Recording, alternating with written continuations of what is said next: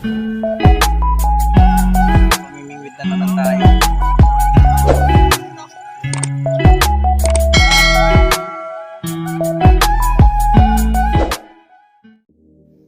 Ngayon nga guys, magluluto naman tayo ng dinuguan na baboy. Pinainit ko na yung kawali. Ito nga yung pork natin, kalahating kilo. Siyempre, dugo. Yan, naghiwa na rin tayo ng sibuyas. Sa buong sibuyas yan. Chinap na natin maliliit. Tapos isang buong bawang. Yan yung bawang natin. Chinap na natin din yan. Chinap. Then yan, magsigigisa na nga tayo guys. Gisa na natin yung una yung bawang. Tapos ulit na natin yung sibuyas.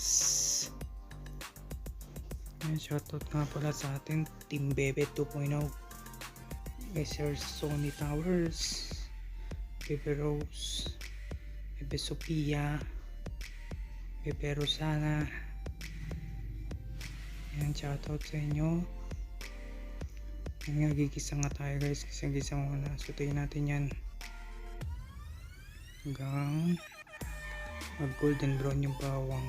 After nyan, lalagay na natin yung baboy. Yan nga, lagay na natin yung baboy. Isayin ulit natin yan. Gisa-gisa muna.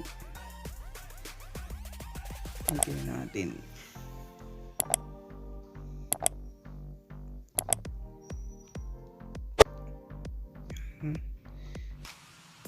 Gisa-gisa lang. Hintayin din natin yung maging golden brown bago natin lagyan ng tubig. Yan nga, nilagyan ko na rin ng paminta para kumapit yung lasa niya dun sa pinaka meat. Yan, ginisa ko pa nga ulit.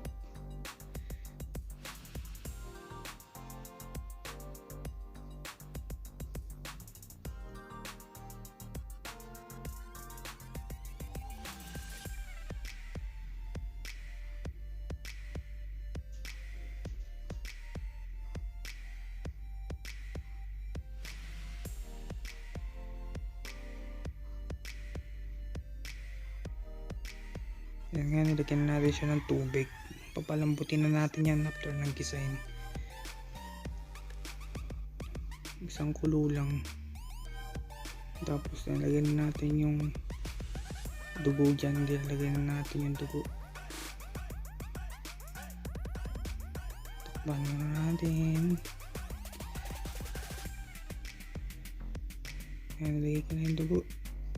Halo-haloin natin yan guys para hindi mamuo. Yan, dahil kasi pagka maghalo kasi mamumuo. Yung iba buo na kasi yung dugo nakuha ko na siya, may buo-buo na din. Yan, lagay ko na yung sili kulay green. Yan, halo-halo ulit. Lalapot naman yan eh. Pag lumapot yung sabaw, yun na yan. Tapos papantikain lang natin konti. Goods na yan. Kainan na.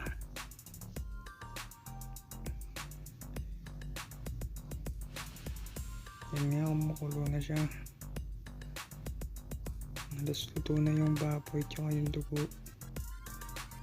Pero pabawasan ko pa yung sabaw niya para hindi ganun kadami.